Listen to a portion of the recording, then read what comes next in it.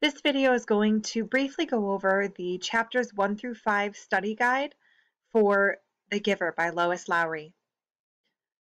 The directions say, complete the activities below. This study guide is worth up to 55 points of extra credit and is the only handout you may use during the quiz. The first thing you need to do is find and highlight the following definitions in your spiral notebook. You've already taken notes on all of these topics. All you need to do is find the definition for each term in your spiral notebook and highlight it. The terms are utopia, dystopia, setting, mood, irony, verbal irony, dramatic irony, situational irony, foreshadowing, flashback, and anecdote. Once you've highlighted all of those terms in your notebook, you're going to answer some questions. The directions here say at the front of your spiral notebook, under your last set of notes, or on the next page, title the page, The Giver, chapters 1 through 5 quiz study guide, and answer the questions that follow. You must copy the questions and write the answers. Answers do not have to be in complete sentences. So here I've given you an example of what your page might look like. Obviously, it doesn't have the answers. So you'll title your page, The Giver, chapters 1 through 5 quiz study guide. And then you have 7 questions. The first question is, what characteristics of dystopia do we see in The Giver so far?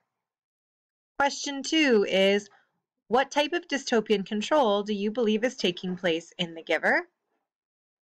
Question 3, list a minimum of 5 rules from Jonas's community. 4, give 2 examples of irony from chapters 1 through 5 and tell what type of irony is shown in each example. Question 5, give 2 examples of foreshadowing from chapters 1 through 5 and tell what you believe they are predicting.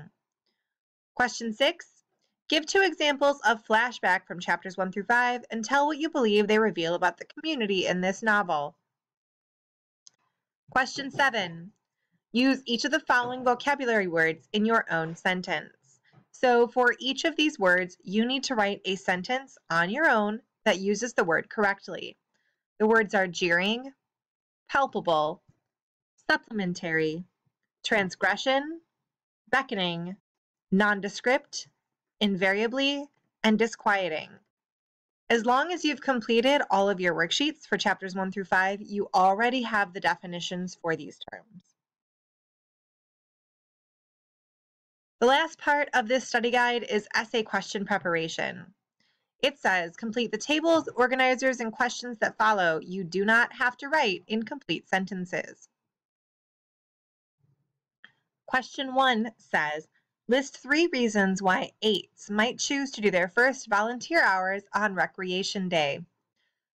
There may be some information in the text that could help you answer this, and you may also have to use your own prior knowledge to figure out why 8-year-old children might choose to do their volunteer hours on Recreation Day.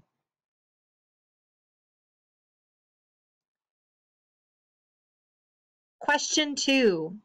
Make and support predictions about what will happen in the novel.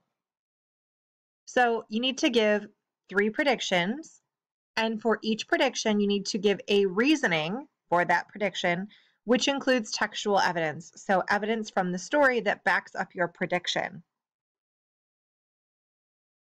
Question 3, choose and explain your favorite moment in the story. So you need to list your favorite moment of the story, and then give 3 reasons why that moment is your favorite. Question 4, choose and explain your favorite character in the story. So you need to list your favorite character and give 3 reasons why this character is your favorite. Question 5, Roberto seemed to be healthy, lively, and of sound mind. What are 3 reasons in favor of releasing someone like Roberto from the community? So you need 3 reasons why it would be a good idea to release Roberto. I'm not asking you what your opinion is about releasing Roberto. I'm simply asking you to support the prevailing opinion in the community. And lastly, question 6.